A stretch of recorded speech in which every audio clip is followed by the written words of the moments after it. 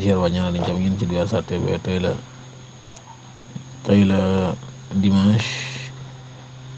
20 octobre 2024 23h03 ñu ci xibaar yi ki nga xam ne mooy Bougane Gueye Dany dañu arrêté woon ko fële ca route Bakel bi moom nag finalement mujj dañ koo gàddaa bi suba dañ ko représenté procureur de la République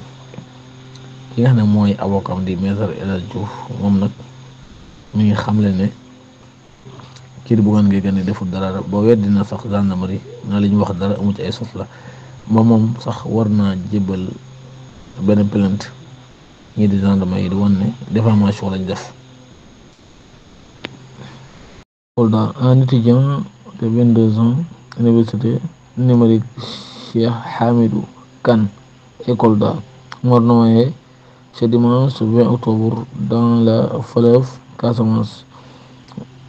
mbir mu doy war moo am fële ca Kolda benn étudiant bu am 22 ans nekk ca université numérique bu Cheikh Hamidou Kane moo lab dimanche 20 octobre 2024 mooy dimanche tey jii ci la lab fële ca fleuve bu Casamance village bu ñuy wax Bandiagara Moussa bu teewoon tere na lépp lu jëm ci wàllum nawetaan suspendre na ko ginnaaw ba nga xam ne trouble à l'ordre public am na fa.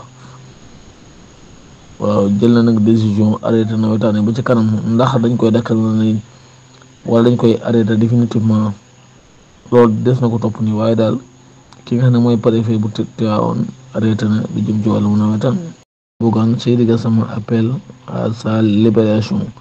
maanaam Seydi Gassama mi ngi sàkku ci lu jëm ci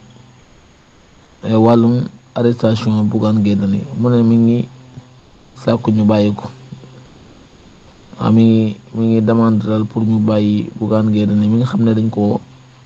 placé en garde à vue waaw mi ngi sàkku ñu libéré ko pour fàttali nag Bougane Gueye Dany mi suba la war a jàkkaarloo ak procureur de la République. mbokk yi ñu ngi leen di ñaanal jàmm di leen wan ne yéen ci Diwar TV ngeen abonné te partage. Salaamaaleykum.